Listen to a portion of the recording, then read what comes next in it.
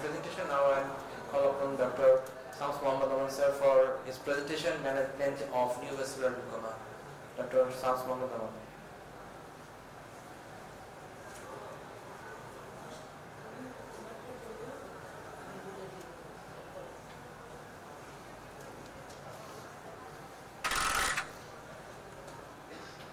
Respected chairman of this session,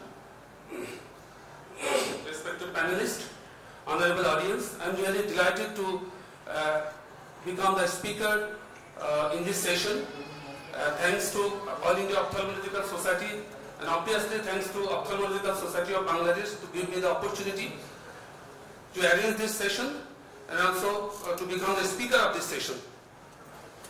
So now I want to tell you a tale of a history of a fireball, a neovascular glaucoma. I am Dr. Noman. I don't have any financial interest, and I have taken all permissions from the patient to show those pictures and the case history.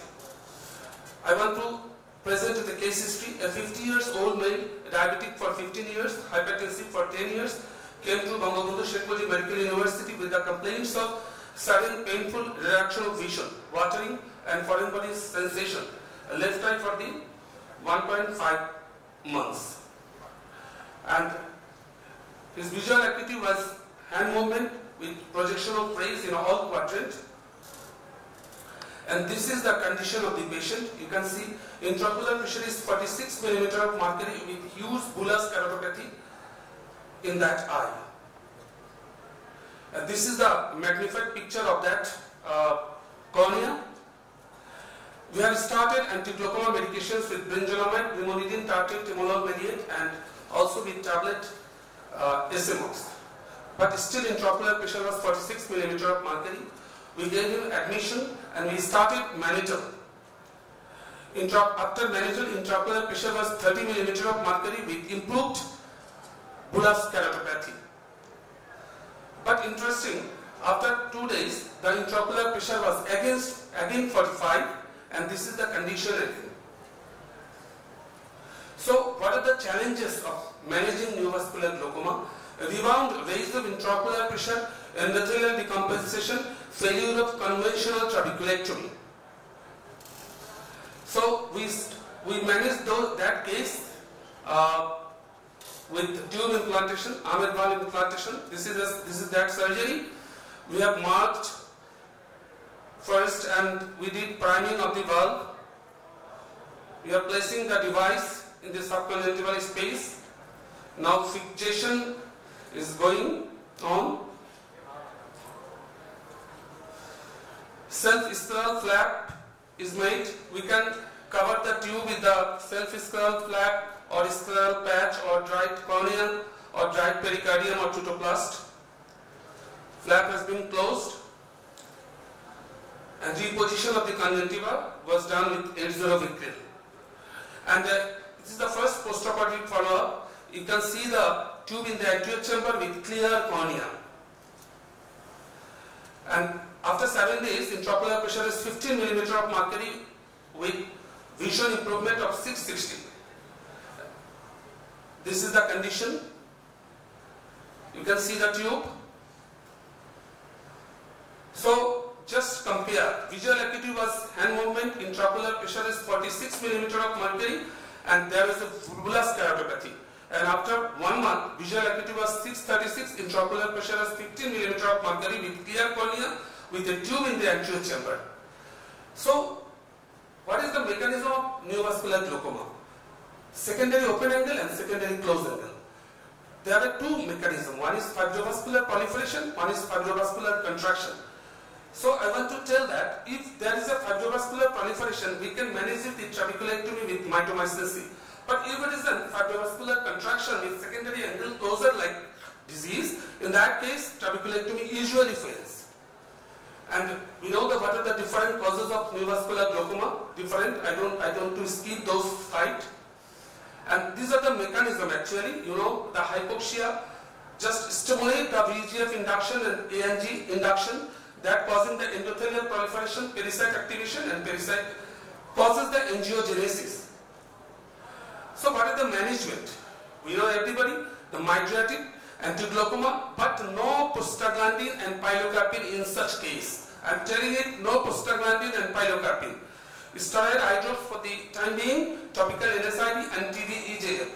And surgery can be done with mitomycin, trabeculectomy with mitomycin C, trabeculectomy with allogen implant, glaucoma, valve or non-valve glaucoma implant, and cyclophotocoagulation.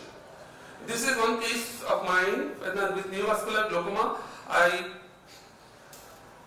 managed that case with trabeculectomy with allogen implant.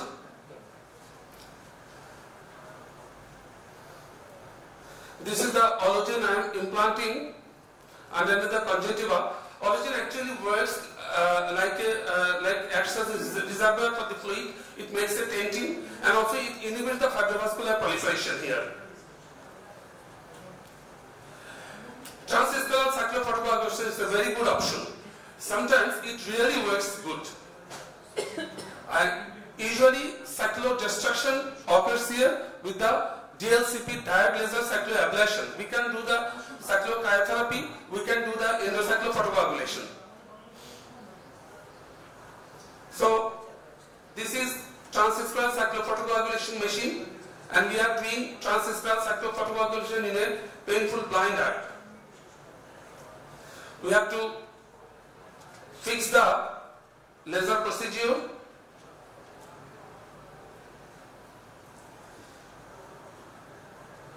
After fixing up the laser system, we can now start doing direct laser over the ciliary process.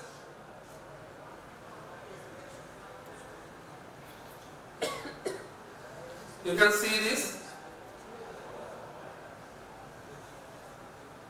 But very important, we have to take care of that. The patient should be given postoperative steroid. Neither this causes the severe pain, and we have to take care of that. The hypotony must not be occurred. Endocyclophotocoagulation is a good option. A 20-year-old boy, poor socioeconomic background, cataract operation was done, and secondary glaucoma was ultimately occurred. IOP was not controlled with the highest medication, and trabeculectomy was done in 2 times, and it was failed. And we did a plan for valve implantation. In such case, this is a childhood neovascular glaucoma. After doing peditomy, we are making a space for tube implantation. It is a barbell implant. We have to fix the 2 muscles. We have to hook the muscle because we have to implant the barbell underneath the 2 muscles. And now we have fixed the valve here.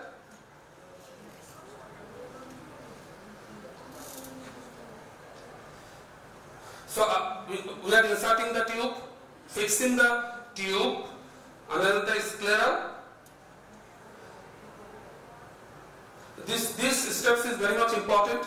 Now we are covering the tube with a tutoplast dry pericardium. This steps is very much important because tube can be exposed, and the tube exposure can cause the endophthalmitis. So take home message. Cause identification is very much important in a neovascular glaucoma. We have to plan for the perfect anti-VEGF in time. Angle evaluation, especially in case of veno-occlusive disease. Trabeculectomy with MMC can be done in case of open-angle neovascular glaucoma. But glaucoma drainage device implant surgery is a good option for the refractory glaucoma, and it reduces the patient mental, financial burden and improves the social life. Thank you. Thank you everybody.